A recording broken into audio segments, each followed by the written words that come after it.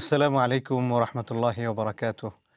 আলহামদুলিল্লাহ রবিল আলমিন ওসলাত ওয়াসসালামু আলা সঈদুল মুরসালিন নবীনা ওয়া হাবিবিনা ওয়া মাওলানা মুহাম্মদ ওয়া আলা আলিহি ওয়া আসহাবিহি আজমাইন আম্মা বাদ। সম্মানিত দর্শক ও শ্রোতা, এই মুহূর্তে চ্যানেল এসের পর্দায় বসে যে যেখান থেকে আমাদেরকে দেখছেন সবাইকে আমন্ত্রণ জানাচ্ছি চ্যানেল এসের ইসলাম বিষয়ক ধারাবাহিক আরেকটি নতুন প্রোগ্রামে। আজকের প্রোগ্রামটির নাম আপনারা ইতিমধ্যে কেউ কেউ জেনেছেন বা দেখছেন, সেটা হচ্ছে ফান্ডামেন্টালস অফ রিলিজিয়ন। নাম থেকে কিছুটা অনুধাবন করা যাচ্ছে যে এখানে আমরা কি বিষয় নিয়ে কথা বলবো। তারপরও যেহেতু আজকে প্রথম এপিসোড নতুন একটি প্রোগ্রামের, এজন্য আমি মনে করছি আপনাদেরকে কিছু ধারণা দেব আজকের এই প্রোগ্রামটা সম্পর্কে ইনশাআল্লাহ। এই প্রোগ্রামে আমরা ইসলামের যে সবচেয়ে মৌলিক বিষয় ঈমান, এই ঈমান নিয়ে কথা বলবো। ঈমানের পরিচয়, ঈমানের গুরুত্ব, ঈমানের তাৎপর্য, কি কি কারণে ঈমান ভেঙে যায় এবং কোন কোন বিষয়ের উপর আমাদেরকে ঈমানটা রাখতে হবে, বিশ্বাসটা স্থাপন করতে হবে, এই সকল বিষয়ে আমরা ধারাবাহিক প্রোগ্রাম করব ইনশাআল্লাহ। আরেকটু যদি বলি তাহলে আল্লাহর প্রতি আমাদের বিশ্বাস কেমন হবে, মালাইকা বা ফেরেশতাদের প্রতি আমাদের বিশ্বাস কেমন হবে, আসমানি কিতাবসমূহের প্রতি আমাদের বিশ্বাসগুলো কেমন হবে, নবী রাসূলদের প্রতি আমাদের বিশ্বাসগুলো কেমন হবে, তাকদীরের প্রতি আমাদের বিশ্বাসগুলো কেমন হবে, আখিরাতের প্রতি আমাদের বিশ্বাসগুলো কেমন হবে, এই সকল বিষয় আমাদের ধারাবাহিক প্রোগ্রাম থাকবে ইনশাআল্লাহ। তো আজকের প্রথম এপিসোড আমরা শুরু করছি হচ্ছে ঈমানের পরিচয় দিয়ে ইনশাআল্লাহ বিইذনিল্লাহ। এখান থেকে আমরা ধারাবাহিকভাবে কথা বলবো। আপনাদের সাথে আছি আপনাদের দিনী ভাই ওয়ালিদ আল হামিদি। দর্শক, ঈমান কাকে বলে যদি আমি জিজ্ঞেস করি, কি আসবে আপনার মনে? অনেকেই মনে করবেন যে ঈমান মানে হচ্ছে বিশ্বাস, এবং সেটা আমাদের সবার আছে। আমরা যদি বলা হয় যে ঈমান কাকে বলে, আপনি একটু চিন্তা করে বলুন তো ঈমানটা কাকে বলে, আপনি বলবেন আল্লাহর প্রতি বিশ্বাস।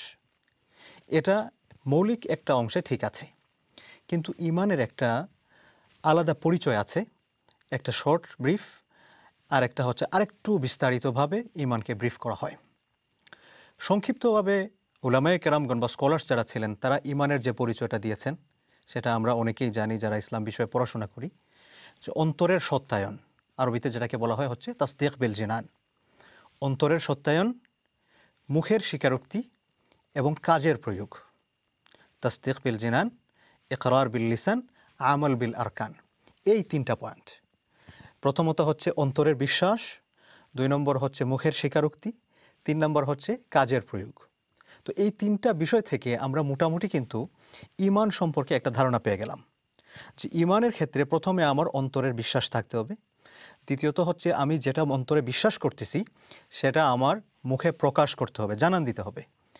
শুধু জানান দিলেই হবে না, অন্তরের বিশ্বাসের পর জানান দেওয়ার পর তৃতীয়ত আমি যে বিষয়ের উপর বিশ্বাস গ্রহণ করছি এটাকে আমার কাজে প্রয়োগ করতে হবে।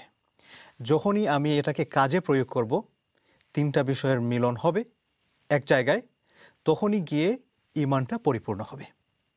না হয় দেখা গেল একজন মানুষ বলল যে আমি একটা বিষয় অন্তরে বিশ্বাস করতেছি, ঠিক আছে, উনি একটা পার্ট গ্রহণ করেছেন। আরেকজন বললেন যে অন্তরের বিশ্বাস আর কাজের প্রয়োগ, সেটার দিকে আমি গেলাম না, আমি যাব হচ্ছে মুখের স্বীকারোক্তিতে, আমি জানিয়ে দিলাম যে আমি ঈমানদার, এটাও যথেষ্ট হবে না। আরেকজন অন্তরে বিশ্বাস করেন না, মুখেও স্বীকার করেন না, কিন্তু উনি বললেন যে আমি কাজ যা করতেছি সব ঠিক আছে, এটাও যথেষ্ট নয়। আবার কেউ যদি বলেন যে আমি অন্তরে বিশ্বাস করছি, মুখে স্বীকার করছি, কিন্তু আমি কাজে প্রয়োগ করব না, তাহলেও এটা ঈমানের পরিপূর্ণ সংজ্ঞা হবে না।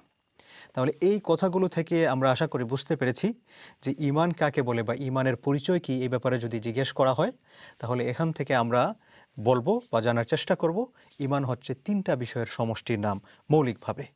একটা হচ্ছে অন্তরের বিশ্বাস, দ্বিতীয় হচ্ছে মুখের স্বীকারোক্তি এবং তৃতীয় হচ্ছে কর্মে প্রয়োগ। এই তিনটা বিষয় যখন আমি গ্রহণ করলাম, এই গ্রহণ করার পর ঈমানের এই যে পরিচয়, এই পরিচয়ের অধীনে আরও কয়েকটা বিষয় চলে আসে। এই আগত যে বিষয়গুলো আছে, এই বিষয়গুলো কি আমি আমার পকেট থেকে বললেই হয়ে যাবে না। যে দাবিগুলো তৈরি হবে সংজ্ঞার উপর নির্ভর করে, সেই দাবিগুলো আসতে হবে আমাদের ইসলামের যে দুটি সোর্স আছে, মৌলিক দুটি সোর্স, সেই দুটি সোর্স থেকে। এই মৌলিক দুটি সোর্স কি? একটা হচ্ছে আল্লাহর কোরআন বা কিতাবুল্লাহ, আর একটা হচ্ছে রাসূল সাল্লাল্লাহু আলাইহি ওয়াসাল্লামের সুন্নাহ বা হাদিস যেটাকে আমরা বলি। তো এই কোরআন এবং সুন্নাহ, এই দুটা থেকে ঈমানের সংজ্ঞার উপর যে দাবিগুলো তৈরি হয় সেই দাবিগুলোকে আমাদের ঈমানের সংজ্ঞার প্রতি মিলাতে হবে। এবং যখন আমরা ঈমানের সংজ্ঞা এবং ঈমানের সংজ্ঞা যে দাবিগুলো আমাদের সামনে উপস্থাপন করে এই বিষয়গুলোকে যখন আমরা গ্রহণ করব, তখনই একজন মানুষ তাকে পরিপূর্ণ মুমিন হিসেবে বলা যেতে পারে। এখানে আরেকটা বিষয় বলি। আমরা সবাই মনে করি যে ঈমান কি? ঈমান মানে হচ্ছে লা ইলাহা ইল্লাল্লাহ মুহাম্মাদুর রাসূলুল্লাহ, এই কথা বলা এবং বিশ্বাস করে না, জাস্ট আমি ঈমানদার। বাস্তবতা হচ্ছে এটা সঠিক নয়। এ কথা বলার মাধ্যমে আপনি ঈমানের যে একটা ব্যারিয়ার যেটা আছে, এই ব্যারিয়ারের মধ্যে আপনি প্রবেশ করেছেন। তাই বলে এই ব্যারিয়ারে প্রবেশ করার মাধ্যমে আপনি পরিপূর্ণ ঈমানকে এখনও ওন করছেন না। আরেকটু বুঝিয়ে বলি। মনে করেন আপনি নতুন একটা জায়গায় গিয়েছেন। আপনার হয়তো ইচ্ছা আছে আপনি এই জায়গা পুরাটা নিজের মতো করে নিয়ে নেবেন। কিন্তু আপনি সেখানে গিয়ে এই জায়গা কেনার আগে আপনি এই জায়গায় প্রবেশ করলেন দেখার জন্য। দেখে আপনি মনে মনে এটা বিশ্বাস করলেন যে না, আমি এটাকে নিতে হবে। আপনি এই জমির যিনি মালিক আছেন রানিং, তার সাথে কথা বললেন, দুজন এগ্রিমেন্ট ফাইনাল করলেন যে আপনার কাছ থেকে আমি এটা কিনতেছি। তো এই যে এগ্রিমেন্ট ফাইনাল করা, এই এগ্রিমেন্ট ফাইনাল করার মাধ্যমে কিন্তু আপনি এটা ওন করছেন না। এগ্রিমেন্ট ফাইনাল করার মাধ্যমে আপনি ভবিষ্যতে এটা ওন করবেন, এটার একটা আপনি দলিল দিয়ে এসেছেন। কিন্তু আপনি যদি এখন এটা টাকা পরিশোধ না করেন, আপনি যদি এটা নিজে বুঝে না আনেন, আপনার নামে যদি এটা রেজিস্ট্রি না হয়, তাহলে কিন্তু আপনি এটা পরিপূর্ণ মালিক হবেন না। ঠিক তেমনইভাবে আপনি ঈমানের যে কালিমা যেটা আছে, এই কালিমা বলার মাধ্যমে আপনি ঈমানের ব্যারিয়ারের মধ্যে প্রবেশ করেছেন, এগ্রিমেন্টটা সাইন করেছেন আল্লাহ সুবহানাহু ওয়া তাআলার সাথে। কিন্তু যখন আপনি ঈমানের পরবর্তী দাবিগুলো আছে, এই দাবিগুলো যখন আপনি পালন করবেন না, তখন কিন্তু আপনারটা শুধুমাত্র এগ্রিমেন্টেই থেকে যাবে। বাস্তবে আপনি এটাকে ওন করতে পারবেন না। এটাকে ওন করতে হলে ঈমানের সংজ্ঞার যে দাবিগুলো আছে সেটাকে নিয়ে আসতে হবে। এজন্য যদি কোনো দিনই ভাই বোন মনে করেন যে আমি যারাই করি না কেন আমার ঈমান ঠিক আছে, এটা কিন্তু একটা ভুল চিন্তা হবে। মনে করেন একজন মানুষ নামাজ পড়েন না, আপনি ওনাকে বললেন ভাই চলেন না একটু নামাজ পড়ে আসি। উনি বললেন ভাই আমি নামাজ পড়ি না তো কি আছে, আমার ঈমান ঠিক আছে। এটা হয়তো বলতে পারেন, কিন্তু শরিয়ার দৃষ্টিতে according to Islamic law it is not valid. কেন এটা ভ্যালিড নয়? কারণ ওই যে ঈমানের সংজ্ঞায় আমরা জেনেছি যে শুধুমাত্র অন্তরের বিশ্বাস এবং মুখের স্বীকারোক্তির নাম ঈমান নয়, বরং কালিমার মাধ্যমে আমি যেই ঈমানকে ওন করতে যাচ্ছি, এটার যে দাবিগুলো আছে সেটাকে আমার বাস্তবিক জীবনে প্রয়োগ করতে হবে। কিভাবে প্রয়োগ করতে হবে আমরা ধারাবাহিকভাবে জানবো ইনশাআল্লাহ।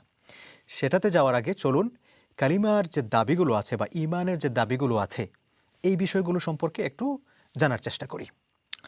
প্রথমত হচ্ছে ঈমান হচ্ছে আল্লাহ সুবহানাহু ওয়া তাআলা আমাদের কাছে যে ইনফরমেশনগুলো পাঠিয়েছেন, আরবিতে যেটাকে ওয়াহি বলা হয়। আল্লাহ তাআলা ওয়াহির মাধ্যমে আমাদের কাছে যে ইনফরমেশনগুলো পাঠিয়েছেন, এই ইনফরমেশনগুলোকে বিশ্বাস করা, এটা হচ্ছে ঈমানের প্রথম দাবি। এটা কিন্তু ঈমানের প্রথম যে সংজ্ঞার প্রথম অংশ এটার মধ্যে আছে। আমি যে বললাম অন্তরের বিশ্বাস, আমি কি বিশ্বাস করব? একমাত্র আল্লাহকে না।